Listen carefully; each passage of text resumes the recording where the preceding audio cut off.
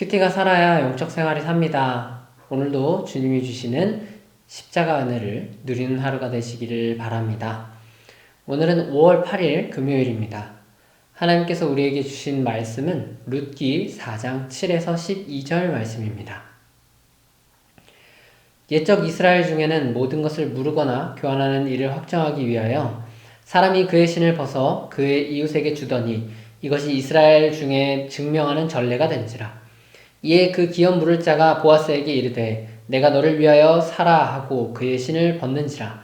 보아스가 장로들과 모든 백성에게 이르되 내가 엘리멜렉과 기련과 말론에게 있던 모든 것을 나오미의 손에서 산 일에 너희가 오늘 증인이 되었고 또 말론의 아내 모압 여인 룻을 사서 나의 아내로 맞이하고 그 죽은 자의 기업을 그의 이름으로 세워 그의 이름이 그의 형제 중과 그 곧 성문에서 끊어지지 아니하게 하매 너희가 오늘 증인이 되었느니라 하니 성문에 있는 모든 백성과 장로들이 이르되 우리가 증인이 되나니 여호와께서 내 집에 들어가는 여인으로 이스라엘의 집을 세운 라헬과 레아 두 사람과 같게 하시고 내가 에브라데서 유력하고 베들레헴에서 유명하게 하시기를 원하며 여호와께서 이 젊은 여자로 말미암아 내게 상속자를 주사 내 집이 다말이 유다에게 낳아준 베레스의 집과 같게 하시기를 원하노라 하니라.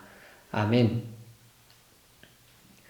오늘의 말씀은 지난밤 룻이 보아스를 찾아온 이야기의 연장선입니다. 룻이 밤중에 보아스를 찾아와서 기업을 물을 것을 표현한 장면이 지나고 난 다음에 아침이죠. 보아스는 룻이 찾아오자 자기보다 아직 촌수가 가까운 사람이 있으니 그 사람이 기업 물을 것을 거절한다면 자기가 이제 기업을 물으겠다라고 이야기를 하면서 룻이 아무런 피해를 입지 않고 돌아가도록 배려를 합니다. 이후에 아침부터 성문에서 자기보다 기업을 물을 수 있는 순서가 먼저인 아무개를 기다리면서 이야기는 시작되죠.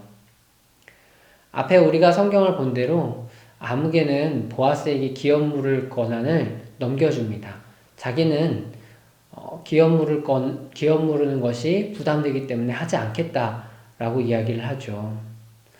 오늘의 내용은 이제 그 룻의 친족 중에 마지막으로 기업을 물을 수 있는 보아스에게 그 권한이 넘어온 이야기입니다. 오늘 내용의 7절에 기업 물을 아무개가 자기는 기업을 물으지 않겠다라고 말하면서 신발을 벗어준 것에서 시작됩니다. 신발을 벗어준 것은 당시 이스라엘에서 약속을 증명하겠다라는 증거의 표시로서 마치 이것은 우리로 계약서와 같은 효력을 지니고 있는 것이었죠. 보아스는 아무개가 준 신을 가지고 이제 장로들과 모든 백성 앞에서 선포합니다. 내가 엘리멜렉 가문의 모든 땅값을 대신 치른 것에 대한 증인이 되어 주십시오. 그리고 또 10절에 말론과 기럨 아내인 모압 여인 룻도 내가 아내로 맞아드리겠습니다. 그렇게 이 가문은 땅에서 끊어지지 않도록 하겠습니다. 라고 말하죠. 그러자 사람들은 보아스의 이 착한 행실을 보고 보아스를 향해 하나님께 축복을 빌어주는 것으로 오늘 본문의 이야기는 마치게 됩니다. 저는 이것을 보면서 이 이야기가 정말 십자가의 그림자 사건이구나 하는 것을 느끼고 하나님께 감사를 드리는 계기가 되었습니다. 우리는 예수님이 지니신 그 십자가 이야기를 생각해 봐야 합니다. 하나님께서는 예수님이 지신 십자가를 확실한 증거로 삼으셨습니다. 이것은 마치 보아스가 기업물을 순번이 앞에 있는 사람에게 받은 신발과 같습니다. 이 당시에 신발을 벗어주는 것이 확실한 계약의 증거이듯이 우리로 치면 이 십자가는 죄와 사망의 권세에서 우리를 구원하여 주시겠다라는 하나님께서 우리에게 주신 증거이기 때문입니다. 그래서 우리는 이 십자가 사건을 보면서 로마서 5장 8절과 같이 이야기합니다. 우리가 아직 죄인 되었을 때에 그리스도께서 우리를 위하여 죽으심으로 하나님께서 우리에 대한 자기의 사랑을 확증하셨느니라 라고요. 보아스가 엘리멜렉 가문을 회복시키겠다라고 이제 기업 물을 자의 그 권한에 대해서 선포합니다. 신발을 들고 선포했죠. 이와 같이 하나님이 우리를 사랑하신다. 하나님 정말 우리를 사랑하신다. 이것을 예수 그리스도의 십자가를 증거로 선포하시는 것이 하나님의 선포입니다. 십자가는 우리가 죄와 사망의 법 아래에 있을 때에 그것을 온전히 끊어내며 우리에게 구원을 허락하시는 놀라운 은혜입니다. 그 약속은 어느 날 갑자기 하나님께서 주신 것이 아닙니다. 구약의 말씀을 통해서 끊임없이 우리에게 그것을 그림자처럼 가르치고 계시는 것이 십자가 은혜입니다. 오늘 우리가 본 보아스의 선포가 그렇습니다. 보아스는 그 마음에 자비와 인애와 사랑이 가득한 사람이었습니다. 때문에 그저 엘리멜렉 가문을 회복시켜 주겠다, 이러한 선한 마음을 가지고 오늘 마흔 백성 앞에서 선포한 것입니다. 우리도 마찬가지입니다. 하나님이 우리를 사랑하십니다. 하나님이 정말 우리를 사랑하십니다. 그렇기 때문에 그저 한없이 사랑하시기 때문에 아무 대가 없이 자기가 사랑하는 독생자 예수 그리스도를 희생하면서까지도 우리를 회복시켜 주시는 분이십니다. 하나님은 십자가를 통해서 이미 그것을 우리에게 그리고 마흔 백성 앞에서 선포하셨습니다. 그러니 우리도 보아스의 이 선포를 듣는 것과 같은 그 놀라운 일이 우리 가운데 생기기를 간절히 바랍니다.